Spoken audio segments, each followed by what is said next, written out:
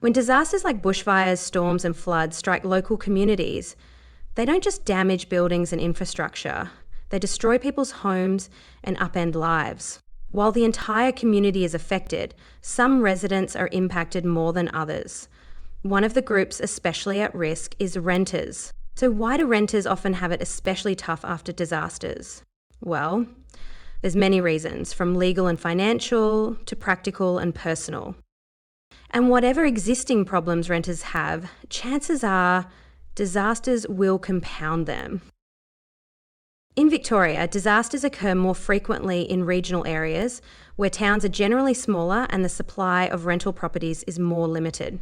If a disaster destroys or damages numerous properties, renters whose homes are left uninhabitable or who get evicted for other reasons may have no choice but to leave town. For many, this can mean the start of long periods of unstable housing or homelessness. Without a safe and stable home, the process of recovering from a disaster is made far more difficult.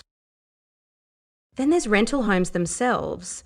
Renters on low incomes often live in older, lower quality housing that's less resilient. These properties can be located on cheaper land in disaster-prone areas with ageing infrastructure. So when disasters hit, renters' homes are more at risk from the start. Disasters destroy some rental properties and leave others significantly damaged. Renters can face long wait times for repairs, sometimes for reasons beyond the rental provider's control. Without another place to go, many renters continue living in homes with mould, water damage, and structural problems, conditions that are unsafe and unhealthy.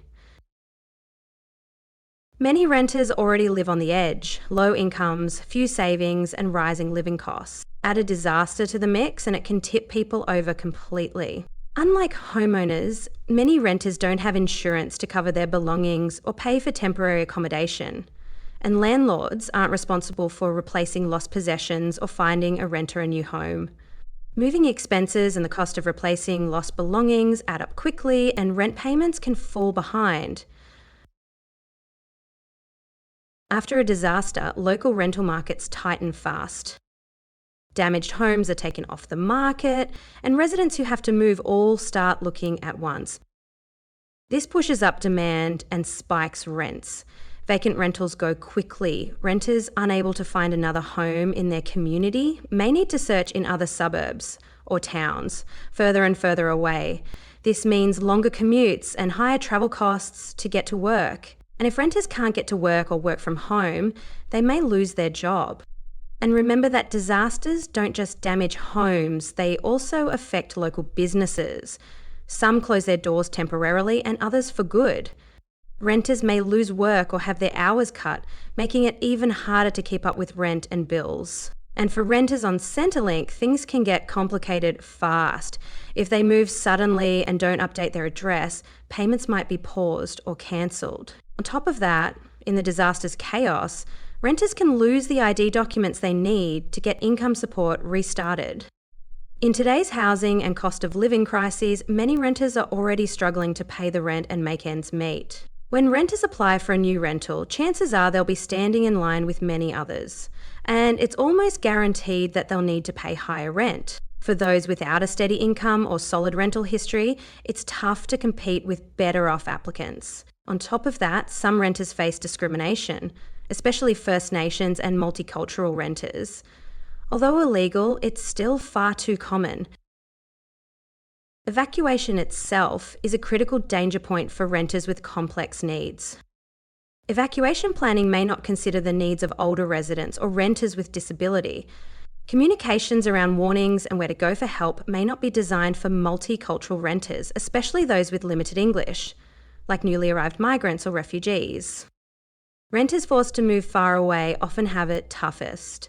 Losing your community, school, and workplace and having to start over somewhere new is difficult, especially after being through what can be a very traumatic experience. Renters who move away won't get to visit the recovery centre or hear the latest tips at the cafe. They often lose touch with their personal support networks too, and with disasters, that's an important safety net. When we're struggling, it's often our friends, neighbours and colleagues who first spot when things are not okay and who encourage us to seek help.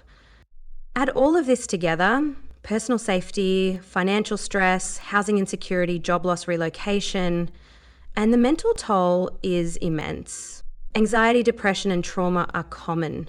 Relationships can break down, and family violence often increases after disasters, putting already vulnerable renters at greater risk. The cascade of intersecting problems often leads to a surge in legal need.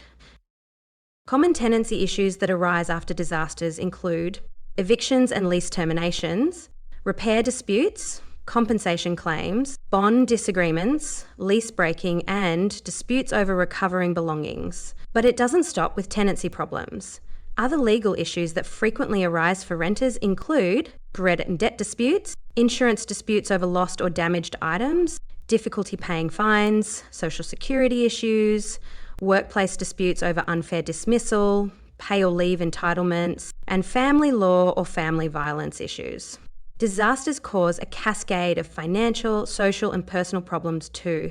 Renters who come seeking legal assistance often also need help from other community services, such as financial counselling, housing support, health and mental health services, family violence support, multicultural support services, and welfare and material aid. Supporting renters affected by disasters is a challenging and complex undertaking. But the more we understand why renters are especially at risk, the better equipped we are to help. As renter advocates, we can help solve tenancy problems, but also keep watch for other legal issues renters face and connect them with a specialist or general practice lawyer. We can also help spot renters' financial and other needs and provide warm referrals to financial counsellors, mental health practitioners, or family violence workers. And finally, we can try to develop trusting, supportive relationships with clients themselves so they're more open with their problems and keep coming back. Getting training and delivering trauma-informed services is crucial for this. One final point to remember, renters displaced by disasters can end up anywhere, including your organisation's service area. We all play an important role by keeping watch for them. Disasters don't respect postcode boundaries, and neither should our support.